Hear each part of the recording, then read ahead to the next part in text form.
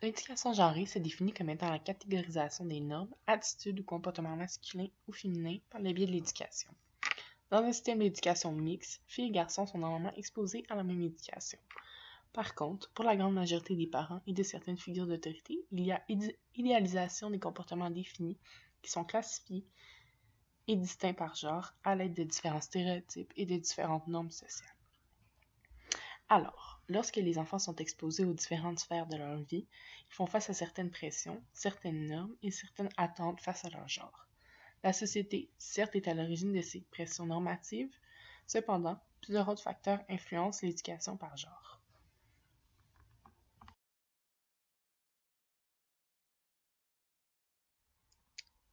Pour les sociologues, la famille joue un rôle très important dans l'évolution de l'éducation sexuelle. En effet, elle est le reflet des valeurs selon la culture et la société. C'est également une influence de très longue durée.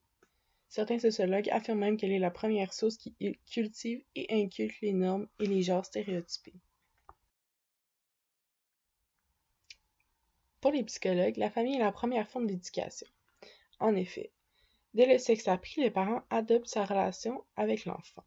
Par exemple, une mère va avoir une relation plus protectrice et réconfortante avec sa fille qu'avec son garçon, mais le garçon, quant à lui, sera plus encouragé dans ses aspirations. La fratrie a également une influence sur le développement de l'identité de l'enfant.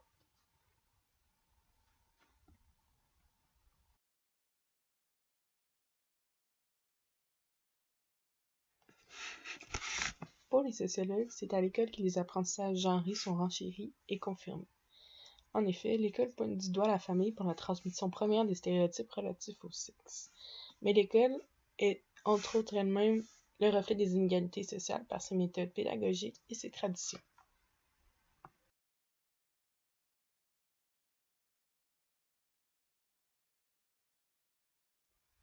Selon les théories biologiques de la psychologie, les enfants seraient nés avec des rôles innés selon leur genre.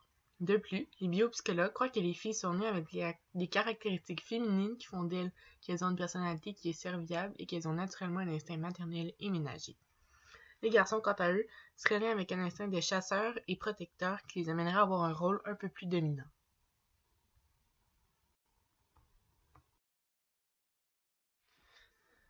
En sociologie, on définit la socialisation de genre comme étant le processus social que les humains utilisent pour bâtir leur identité sexuée.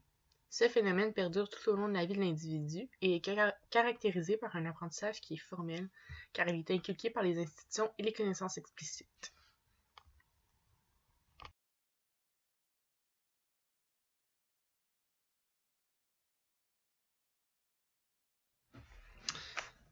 En sociologie, le genre ou le rôle sexuel se définit comme étant une condition liée au fait d'être un homme ou une femme et un ensemble de normes qui y sont associées. Le sexe ne se définit pas par le genre, mais ce sont plutôt les normes de genre qui définissent le sexe par défaut. Le sexe est donc ce qu'on possède et le genre est donc ce qu'on nous dicte d'en faire. Selon les psychologues, c'est à 2 ans que la plupart des enfants vont choisir des jouets et des activités qui correspondent au rôle stéréotypé de leur sexe. C'est à partir de 3 ans que les enfants apprennent à se différencier, à étiqueter les filles ou les garçons. Dès la maternelle, les enfants vont privilégier les amitiés avec des individus de même sexe. Dès 4 à 6 ans, l'enfant se conçoit avec des caractéristiques plus abstraites et des attributs physiques concrets. L'enfant de 4 à 6 ans se décrit également par des caractéristiques observables comme les cheveux, la taille ou son activité préférée. De 6 à 12 ans, l'enfant considère les caractéristiques psychologiques dans sa conception de soi, et c'est donc à partir de ces caractéristiques qu'il développe sa confiance en soi.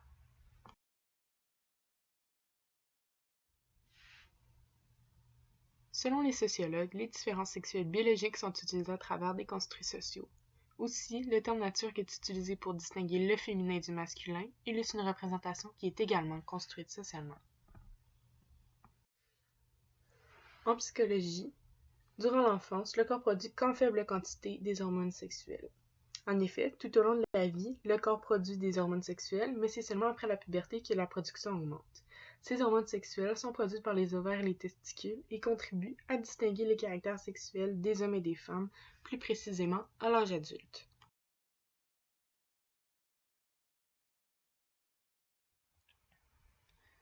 Les psychanalystes croient que l'enfant naît avec une prédisposition psychosexuelle biologique qui est orientée par l'héritage et la génétique. En effet, selon Freud, les enfants font de l'identification à leurs parents qu'ils considèrent comme modèles. L'enfant adopte donc des comportements, des caractéristiques, des croyances de ses parents.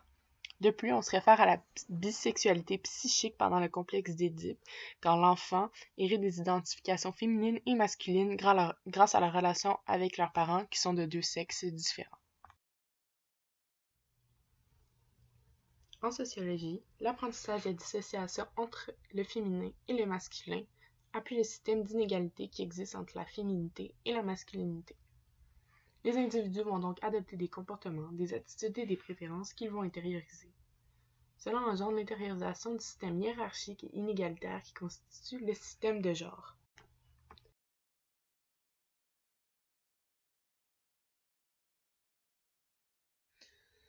À la lumière de ces observations, l'éducation genrée semble vouloir faciliter la vie de l'enfant. En effet, en sociologie, on tend à l'expliquer comme étant le reflet de la société inégalitaire par l'identité sociale, l'influence des agents extérieurs, par l'apprentissage social ainsi que les normes de l'intégration sociale. En psychologie, on tend à expliquer l'éducation du genre par la conception de soi dès un très jeune âge, les facteurs biologiques, physiques et caractéristiques, ainsi qu'avec l'inconscient et les relations avec les parents sous la psychanalyse. Certes, cette éducation semble poser un certain problème car les jeunes intériorisent le principe de genre et ne le dissocient plus du sexe, même si le genre ne correspond pas au sexe. Cependant, cette éducation est présente dans les sphères les plus importantes de la vie d'un enfant, c'est-à-dire la famille, l'école et dans ses amitiés. On considère normal d'élever les enfants selon leur genre, peut-être parce que justement, si on ne lui inculque pas à la maison, c'est à l'école qu'il ne sera pas dans la norme et vice-versa. L'éducation genrée semble être un réflexe qui est quasi naturel chez les parents et dans l'enseignement. À première vue, ces réflexes que de pratiquer l'éducation genrée ne semble pas rempli de mauvaises intentions, il est plutôt utilisé comme le reflet instantané des normes de la société. En éduquant les enfants dans les normes, la vie de ceux-ci est facilitée. Étant un phénomène assez récent, une étude portant sur les effets de la pratique de l'éducation non genrée pourrait aider à mieux comprendre le phénomène.